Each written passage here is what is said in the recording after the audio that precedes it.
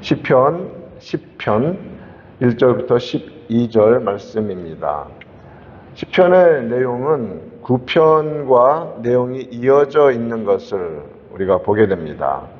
9장에서 어제 살폈듯이 가난한 자와 궁핍한 자의 형편과 사정을 하나님께서 알고 계시고 결국에는 하나님께서 공의로움으로 재판하시고 갚아주실 것이라는 소망을 9편에 담고 있습니다. 오늘 이 시편에서는 중단되지 않고 더욱더 심해져 가는 악인들의 횡포, 죄악상에 대해서 우리가 읽은 이 내용에 가득 차 있습니다. 그처럼 악이 횡행하고 죄인들이 더욱 번성하는 모습을 보면 믿음이 있는 사람일지라도 어떤 생각이 듭니까? 오히려 어떤 상대적인 박탈감이라고 하나요? 참 그런 거 느끼지 않습니까? 저렇게 죄 짓고 사는데 떵떵거리고 사는 그런 모습들. 시편 기자들도 사실은 그러한 느낌을 동일했습니다. 오죽하면 여러분 1절 말씀을 한번 봅시다. 여호와여 어찌하여 멀리 서시며 어찌하여 환난 때에 숨으시나이까, 이런 표현까지 씁니다. 마치 하나님께서 너무 안 나타나시니까, 너무 액션을 안 취하시니까 이 죄악이 이렇게 팽배해짐에도 너무 안타까운 거죠. 하나님 왜 침묵하십니까? 이 악함을 왜 가만히 두십니까? 성령의 감동으로 시를 쓰고 성경을 기록한 이 사람들도, 시편 기자들도, 시편이나 성경 기자들도 다 우리와 엘리야와 마찬가지로 성정이 같은 사람들 아닙니까? 다 연약한 사람들이라는 말입니다. 그러니 고통 때에 이러한 고백을 솔직히 하죠. 결국에는 하나님의 공의가 나타날 것을 믿습니다. 우리가 그런 믿음이 흔들리진 않아요. 그럼에도 불구하고 하나님께서 그 크신 뜻에 따라 침묵하신 때를 통과해야 하는 시간이 있다는 겁니다. 그럴 때 가장 필요한 것이 무엇입니까? 정말 그때 필요한 것이 믿음입니다. 하나님께서 살아계시고 자기를 찾는 자들에게 상 주시는 이심을 믿고 끊임없이 주님께 나아가야 하고, 그럴 때 성도들의 삶에 무엇이 나타나냐면 인내가 나타나는 겁니다. 시편 73편에서도 아삽이라는 사람의 시인데 2절 3절에서 나는 거의 넘어질 뻔하였고 나의 걸음이 미끄러질 뻔하였으니 이는 내가 악인의 형통함을 보고 오만한 자를 질투하였음이로다, 이렇게 말하고 있습니다. 이해가 되는 것이죠. 그런데 이제 73편 뒷부분에 가서 보면 아삽 역시도 하나님의 심판과 악인의 종말당함을 노래하며 찬양하고 있습니다. 반드시 그렇게 될 것을 알고 목도하는 것입니다. 악인들이 가지고 있는 가장 크고 대표적인 특징이 무엇일까요? 성경에서는 교만이라고 가르쳐 줍니다. 특별히 오늘 본문에서 그 부분을 가르쳐 줍니다. 2절 말씀을 보시면 악한 자가 교만하여 바로 시작되죠. 악한 자는 교만합니다. 그리고 가련한 자는 심히 압박합니다. 왜요? 자기 위에는 아무도 없기 때문에 자기보다 연약하고 더 가난하고 그런 사람들은 그냥 압박해도 되는 대상이라고 쉽게 생각하는 겁니다. 교만이죠. 3절 말씀에서도 악인은 그의 마음의 욕심을 자랑한다는 겁니다. 자랑. 4절에서도 악인은 그의 교만한 얼굴로 말하기를, 이렇게 말합니다. 이 교만이 언제나 죄악의 중심에 있습니다.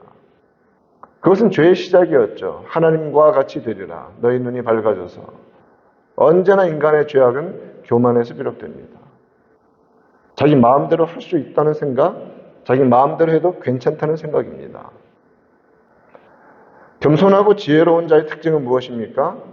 하나님을 경외합니다. 그것이 지혜의 근본이라고 성경은 가르쳐주고 있습니다. 교만한 자들은 절대 하나님을 경외하지 않습니다. 왜요? 자기가 가장 높기 때문에 그렇습니다. 사실은 아니지만 자기 마음이 그렇다는 겁니다. 자기의 주장이.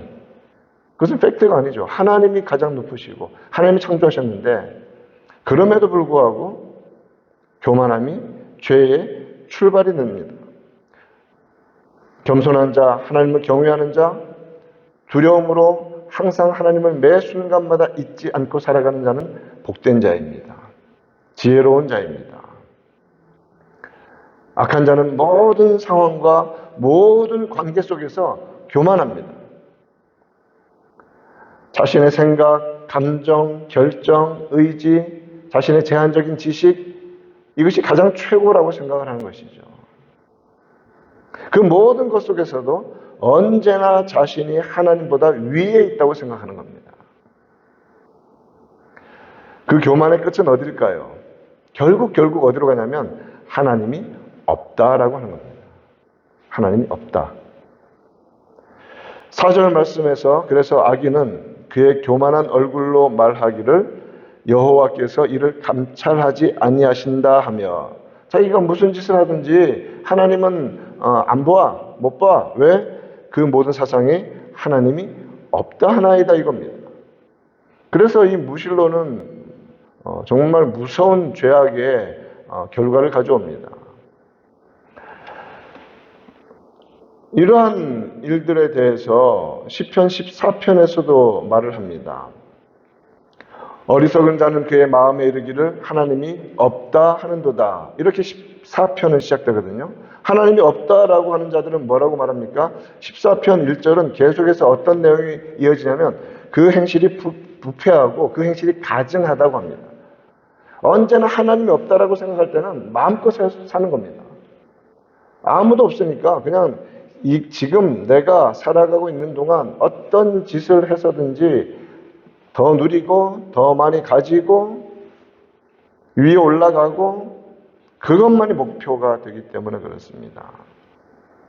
하나님을 무시하는 그 차원이 아니라 하나님의 존재 자체를 인정하지 않고 스스로 신이 되어 살려고 하는 자들, 사실 엄밀한 의미에서 보면 지금 시대의 대다수의 사람들입니다. 그런 사람들은 그 같은 무신론적인 악한 마음에서부터 아무 두려움 없이 죄악을 범하고 잔혹함으로 달려갑니다. 여러분 그것이 죄가 나타나는 모양입니다. 그러한 무지와 교만과 어리석음의 당연한 결과는 무엇입니까? 7절 말씀 한번 봅시다. 그의 입에는 저주와 거짓과 포악이 충만하며 그의 혀 밑에는 잔해와 죄악이 있나이다. 결국 이렇게 된다는 겁니다. 그러면서 말로 마음껏 하나님이 없다라고 하면서 무슨 말인지 다 하지만 그것이 어떤 행동으로 이어지는가? 8절에서 구석진 곳에 앉아서 은밀한 곳에 앉아서 무죄한 자 죽이고 가련한 자를 엿보고 9절에서 사자가 굴에 엎드려서 은밀한 곳에 엎드려 가련한 자를 잡으려고 기다리는 것처럼 그렇게 나타나는 겁니다. 어떤 사람이요? 하나님이 없다라고 하는 자들이.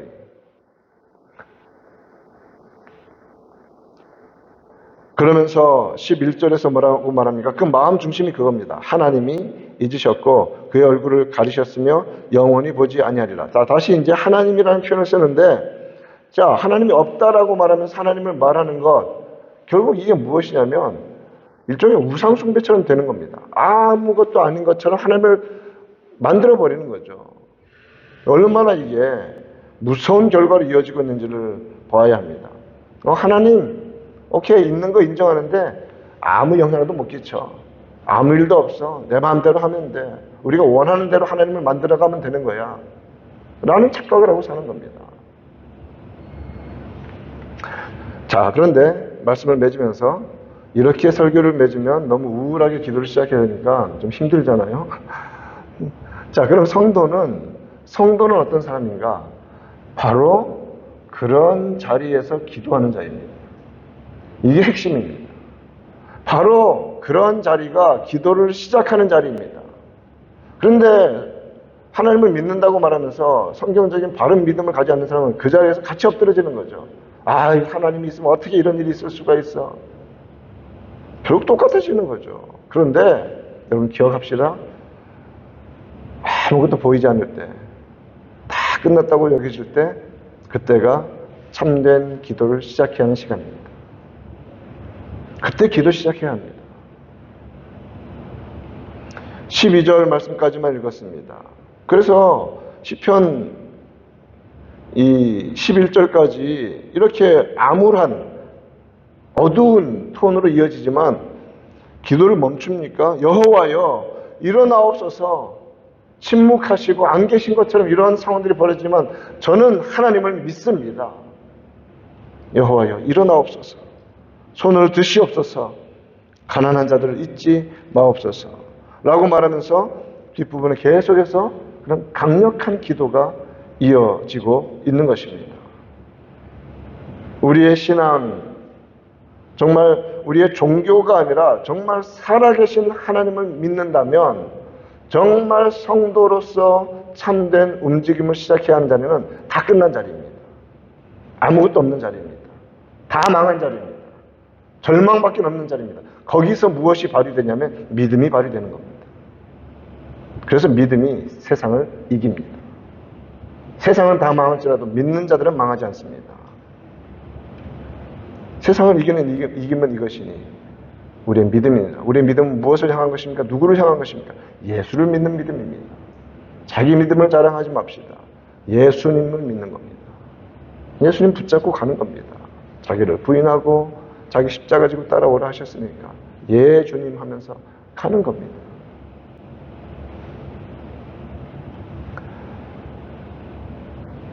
하나님의 주권적인 역사하심을 간구합니다. 우리가 기도하는 환경, 모든 것이 불가능해 보이는 때입니다. 조금이라도 가능성이 보이고 인간적인 희망이 남아있을 때 우리는 무엇을 기도하냐면 그걸 붙잡고 기도해요. 하나님을 붙잡는 게 아니라 주님 저 불빛이 내게 대낮이 되게 하여 주시옵소서. 솔직히 그렇지 않습니까? 그런데 진짜 성도는 아예 깜깜할 때 기도하는 겁니다. 하나님이 없는 것처럼 보여지는, 어찌하여 멀리 서시오? 왜 이렇게 숨으십니까? 그때 하나님이 아무 일도 안 하셨어요. 그때 여호와여 일어나옵소서 라고 부르짖는 겁니다.